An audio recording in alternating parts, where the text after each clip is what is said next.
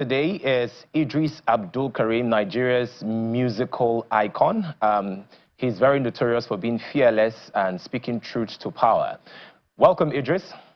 Welcome to the program. Thank you for having me. Good to see you. So let's take it back. Tell me, at what point did you discover that your path is to tell stories that sometimes could be risky via music? At what point did you discover that this was your path in life?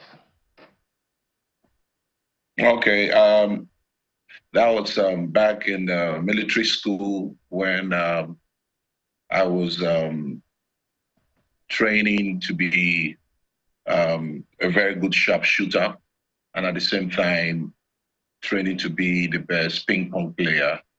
At that time, I was playing for Kano State as a table tennis player, and I started having dreams of a gold microphone swinging towards me all the time, most importantly, whenever I'm sleeping. And I was confused. I didn't know what it was all about. So I asked my mom about it, and she told me that God wanted to use my voice to speak for the voiceless. And I must take that,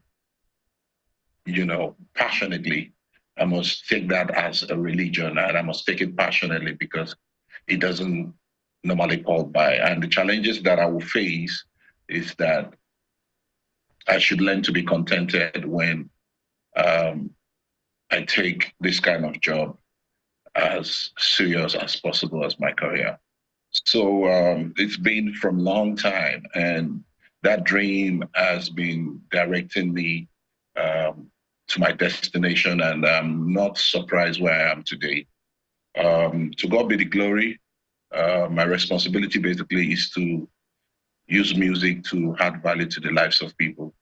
When I was playing ping pong, I didn't really know much about music, but I was invited to the Soldiers Club and I saw people rapping for the first time.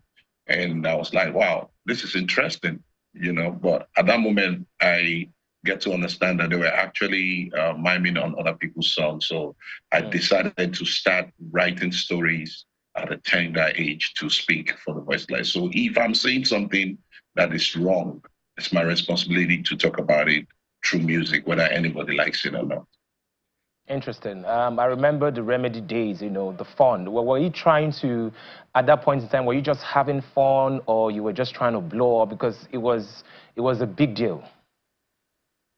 Yeah, at that moment, I was just trying to create an edge for myself, get to be in the industry. And when the time comes when I'm doing my thing, then I will switch to my call and start doing what God has asked me to come to do in this world.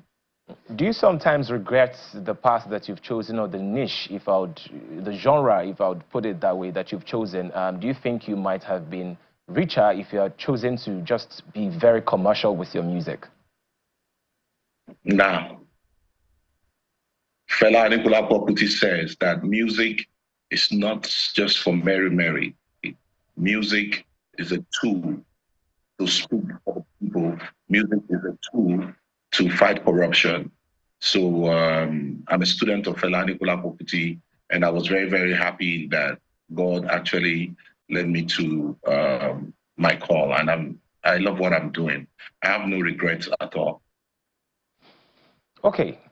We've seen the resurfacing of one of your very old songs, Nigeria. I'm sure you know the song I'm talking about. It has resurfaced on TikTok and on a lot of social media platforms. Why do you think that song has re-emerged? Why are people playing it again? Are you talking about the new song or Nigeria Jaga Jaga? Nigeria Jaga Jaga. Well, Nigeria Jaga Jaga will continue to be the second national anthem, whether anybody likes it or not. To be sincere, I'm a passionate Nigerian. I love this country so much. Truth is bitter and people don't want you to speak the truth, I want to wake up one day. And find out that Nigeria Jaga Jaga, the song, is no more relevant. I'll be so, so happy. I always pray to wake up one day and find out the song is no more relevant. And for the song not to be relevant anymore, then we need to start seeing development. We need to start seeing constant electricity. We need to start seeing real leadership. We need to start seeing, security. We need to start seeing our leaders taking security as priority in protecting the lives and property of, our citizens. All these things are not there. So until developments come to Nigeria, that's when the song will not be relevant anymore. So I want to wake up in the morning and find out that the song is no more relevant. I mean, this is 24 years after, and the song is still relevant, sadly. Now, let's talk about your new song. It was tagged NTBB, not to be broadcasted, because it contravenes with certain sections of the Nigerian Broadcasting, Commission, the laws. However, there has been a lot of conversations around it, and one of those conversations is some people think that you took a direct swipe at a non-elected official. Is there a particular reason why you decided to take that route? Okay, I was inspired by Seyi Tinubu, to record this song. I saw a video where he was campaigning for his father and he was defending his father, saying that my father is the best president, my father is the greatest president. They are coming for my father, they are coming for my father. My father is the greatest president, my father is the greatest president.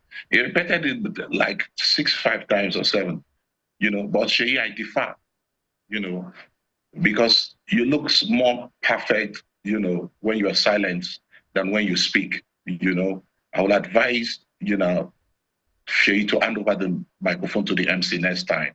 I mean, he lacks the charisma and purpose to express himself, telling the truth about, the true economic situation of Nigeria at the moment under his father's government. Tinubu is the best father to Seyi Tinubu, but he's the worst president to Nigeria. You know what I mean? He has empowered Seyi Tinubu as a son, but Nigerian youth don't have jobs, talk less of food to eat. The Nigerian youth can travel by road, because of kidnapping, So I asked Seyi Tinubu to travel by road, without insecurity, let him feel the pains, of ordinary citizens, Nigerian youth are just asking for basics, electricity, security, enabling economic policy, job creation, not palliatives. I mean palliatives, so I keep hearing people saying that why should I attack Seyi Tinubu personally? If Seyi Tinubu came to be part of politics, he talks about his father. He was defending his father. If he never talked about it, I wouldn't have recorded a song like that. So I am answering him, by, replying him with that video that he made. So if Seyi had kept quiet, I wouldn't have said anything directly to him. So that's my brother. So I'm inspired by Seyi Tinubu to record that song. Tinubu lied about fuel subsidy, lied about economic recovery, lied about fixing the naira, lied about a lot of things, So it's a saddening situation. And it's my responsibility to say it the way it is. If you listen to the song, there's nowhere you hear any insult. It's just basic fact of everything that his father has done through his policy. So you're saying that you did not directly insult Seyi Tinubu in any way or form? Tell me where you see it? Tell me where the insult is in the song.